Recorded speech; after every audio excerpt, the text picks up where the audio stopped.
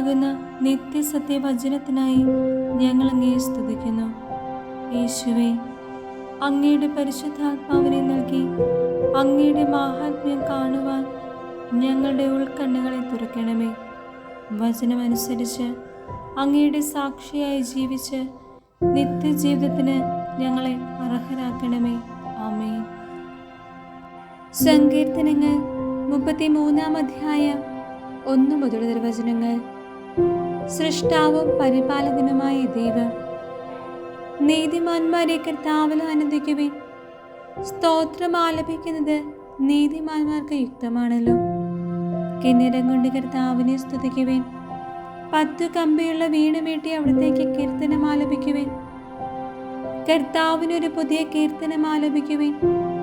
ഉച്ചത്തിൽ ആർപ്പുവിളികളോടെ വിദഗ്ധമായി തന്ത്രി മീട്ടുവിൻ. കർത്താവിൻ്റെ വചനം സത്യമാണ്, അവിടുത്തെ പ്രവൃത്തി വിശ്വസനീയമാണ്. അവിടുന്ന് നീതിയും ന്യായവും ഇഷ്ടപ്പെടുന്നു. കർത്താവിൻ്റെ കാരുണ്യം കൊണ്ട് ഭൂമി നിറഞ്ഞിരിക്കുന്നു. കർത്താവിൻ്റെ വചനത്താൽ ആകാശം നിർമ്മിക്കപ്പെട്ടു. അവിടുത്തെ കൽപ്പനയാൽ ആകാശഗോളങ്ങൾ. അവിടുന്ന് സമുദ്രജലത്തെ ഒരുമിച്ച് കൂട്ടി. ആഴങ്ങളെ അവിടുന്ന് കലവറകളെ സംഭരിച്ചു. ഭൂമി മുഴുവൻ കർത്താവിനെ ഭയപ്പെടട്ടെ. ഭൂവാസികൾ അവിടുത്തെ മുൻപിൽ ഭയത്തോടെ നിൽക്കട്ടെ. അവിടുന്ന് അരുളി ചെയ്തു, ലോകമുണ്ടായി. അവിടുന്ന് കൽപ്പിച്ചു, അത് സുസ്ഥാപിതമായി. കർത്താവ് ജനതകളുടെ ആലോചനകളെ വ്യർത്ഥമാക്കുന്നു. അവരുടെ പദ്ധതികളെ അവിടുന്ന് തകർക്കുന്നു. കർത്താവിൻ്റെ പദ്ധതികൾ ശാശ്വതമാണ്. അവിടുത്തെ ചിന്തകൾ തലമുറകളോളം നിലനിൽക്കുന്നു. കർത്താവ് ദൈവവുമായുള്ള ജനവും അവിടുന്ന് തനിക്ക് വേണ്ടി തിരഞ്ഞെടുത്ത ജനതയും ഭാഗ്യമുള്ളവരാണ്.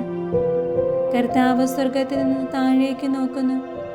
അവിടുന്ന് എല്ലാ മനുഷ്യരെയും കാണുന്നു. തൻ്റെ സിംഹാസനത്തിൽ നിന്ന് അവിടുന്ന് ഭൂവാസികളെ വീക്ഷിക്കുന്നു.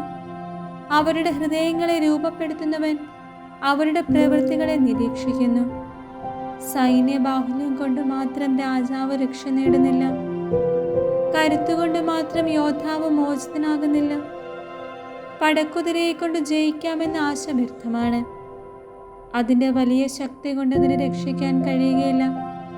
ഇതാ, തന്നെ ഭയപ്പെടുന്നവരെയും തൻ്റെ കാരുണ്യത്തിൽ പ്രത്യാശ വയ്ക്കുന്നവരെയും കർത്താവ് കടാക്ഷിക്കുന്നു.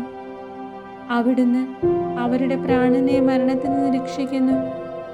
ക്ഷാമത്തിൽ അവരുടെ ജീവൻ നിലനിർത്തുന്നു. നാം കർത്താവിന് വേണ്ടി കാത്തിരിക്കുന്നു. അവിടുന്നാണ് നമ്മുടെ സഹായവും പരിചയവും.